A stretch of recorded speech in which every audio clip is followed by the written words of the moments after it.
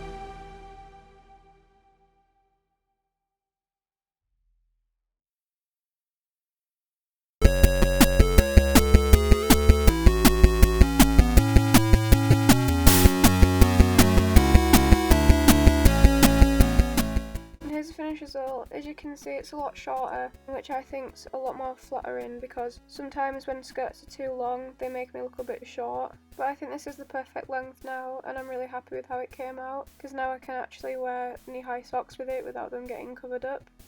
I also prefer it being strapless at the top, because now I can wear a strappy bra underneath to make the top a bit more interesting, instead of just having the original straps there that get in the way.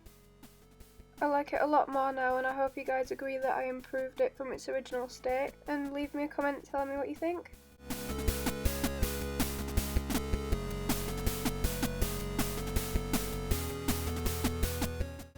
So yeah, that's how I changed the dress to fit my style.